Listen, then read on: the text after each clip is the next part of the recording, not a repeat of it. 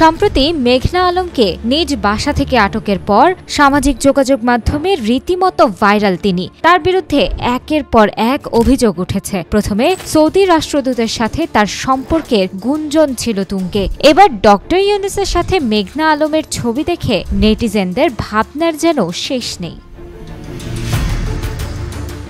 Viral এই ছবিটি সম্পর্কে অনেকে বলছে এটি কোনো এডিট করা ছবি, তবে রিউমার স্ক্যানার বাংলাদেশ বলছে ছবিটি এডিটেড নয়, বরং এটি একটি আসল ছবি। রিউমার স্ক্যানারের অনুসন্ধানে জানা গেছে ছবিটি 2014 সালে আয়ারল্যান্ডের ডাবলিনে অনুষ্ঠিত ওয়ান ইয়াং ওয়ার্ল্ড সামিটে ধারণ করা হয়।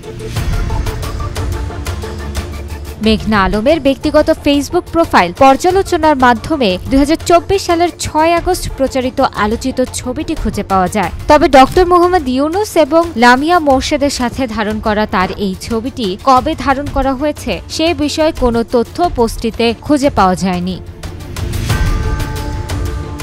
রিভার্স সার্চের মাধ্যমে ডক্টর মোহাম্মদ ইউনূসের প্রতিষ্ঠিত গ্রামীণ হেলথ কেয়ার সার্ভিসেসের একটি প্রতিষ্ঠান গ্রামীণ ক্যালেডোনিয়ান কলেজ অফ নার্সিং এর 2014 সালের বার্ষিক রিপোর্টের সন্ধান পাওয়া যায়। ওই রিপোর্টে সে বছর শিক্ষার্থীদের নিয়ে পরিচালিত বিভিন্ন কর্মসূচির অংশে ইন্টারন্যাশনাল অপরচুনিটিস ফর স্টুডেন্টস সেকশনে ওয়ান ইয়াং সামিট 2014 এর কয়েকটি ছবি খুঁজে পাওয়া যায়, যার একটিতে ডক্টর মোহাম্মদ ইউনূস এবং লামিয়া মোর্শেদকে একই পোশাকে ও স্থানে ভিন্ন আরেকটি মেয়ের সাথেও দেখতে পাওয়া যায়।